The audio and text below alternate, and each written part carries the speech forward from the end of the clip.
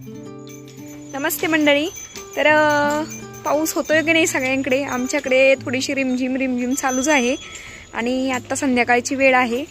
पाठीमागे आमचा गोठा पाहू शकता. आमचे सासरे पाटील सध्या खुराक चारतायत गायांना. आता आम्ही धारा काढणार आहोत, सो त्यांच्या मदतीसाठी आम्ही आलेलो आहोत.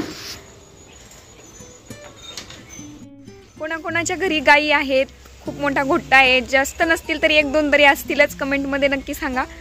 हा आमचा टोनूबाई आहे, हा आहे ना बिहारचा आहे आणि हा खूप काम करतो. खूप म्हणजे याच्याबद्दल ना कसं म्हणजे महाराष्ट्रीयन जे लोक आहेत आजपर्यंतचा अनुभव, जे आपल्याकडचे महाराष्ट्रीयन जे लेबर असतात ना, तर ते थोडेसे असे काय म्हणतो म्हणजे उद्धट स्वभावाचे असतात.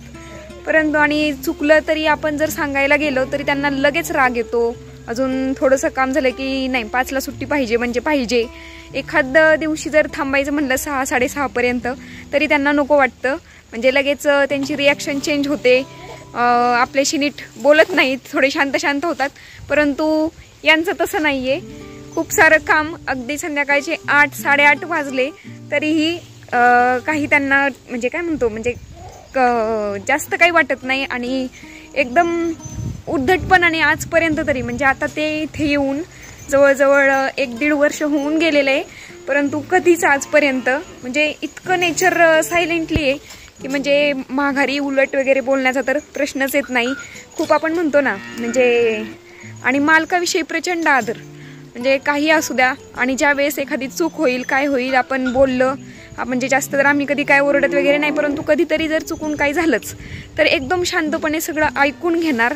एकही शब्द कधीच माघारी बोलत नाही. म्हणजे कसं असतं ना, आपल्या पण घरात काय आपलं चुकलं तर समोरचं जर आपल्याला सांगायला लागला की असं नाही असं, परंतु आपल्याला कधी ते सहन होत नाही. आपण तरी लगेच एखादा शब्द उलटून बोलू शकतो, परंतु त्याचा समोरच्या मोठ्या माणसांना ते चांगलं वाटत नाही, त्याचा त्यांना राग येतो. अगदी तसंच आहे यांचं पण. भरपूर आजपर्यंत खूप सारे लेबर येऊन गेले, परंतु या टोनूभैयासारखा म्हणजे काय म्हणतो प्रामाणिक तर अतिप्रामाणिक आहे आणि रिस्पेक्ट इतका देतो समोरच्याला. म्हणजे घरातल्यांना म्हणा, आपल्या मुलांना छान वागवतात. म्हणजे खरंच हा फरक मी म्हणजे मला खूप काय म्हणतो आपण म्हणजे प्रकर्षाने आढळून आलाय आपल्या महाराष्ट्रीयन लेबरमध्ये आणि या बिहारी लेबरमध्ये. आणि कामाची जी असते ती प्रचंड काय म्हणतो म्हणजे एकदम कष्टाळू नेचर असते यांचं. बरं चला, आता बोलणं थांबूयात. आता आपल्या धारांना सुरुवात करूया आपण.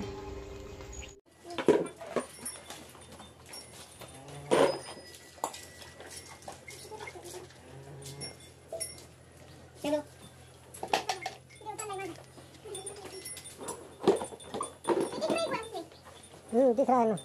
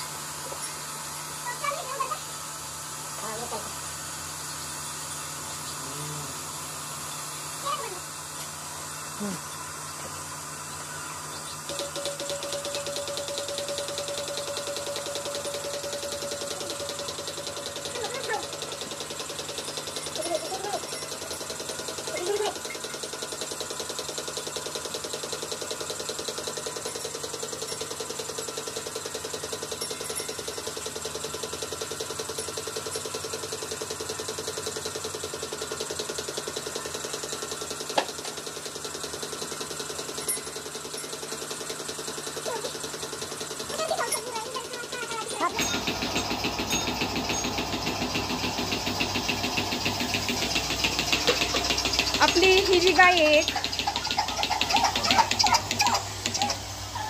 तर काय झाले, तिचे जे सड आहे ना एक, तर त्यातून दूध येत नव्हतं. म्हणजे त्याला मस्टर्डी वगैरे काय झालेलं नाही, परंतु विल्यानंतर ना त्या सडाच्या म्हणजे छिद्राच्या अगदी शेवटच्या बाजूला एक माणसाला गाठ येते.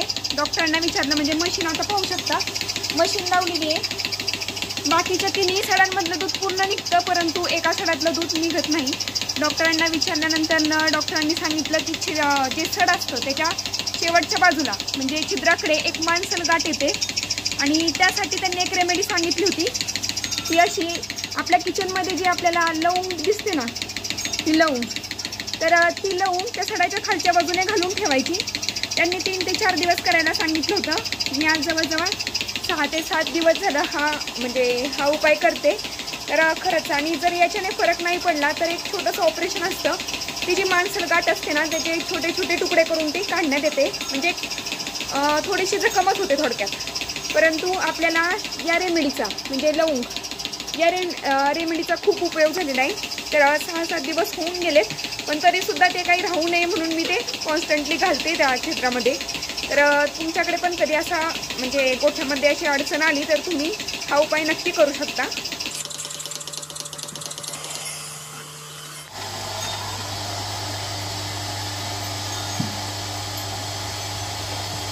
पाहू शकता, हे तिन्ही पण सडातलं दूध पूर्ण निघालेलं आहे, परंतु याच्यातलं दूध काय निघत नाहीये.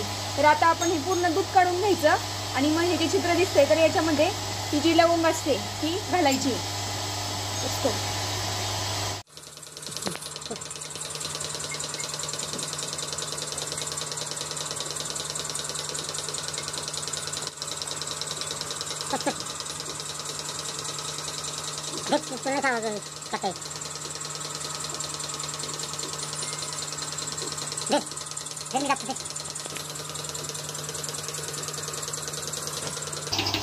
आता ही लवंग थोडीशी जाड आहे त्यामुळे पूर्ण आत जात नाहीये, परंतु जी छोटी पाहून लवंग घ्यायची आणि ही पूर्ण अशी जेवढी जाते तेवढी प्रेस करायची आणि आतमध्ये ठेवायची.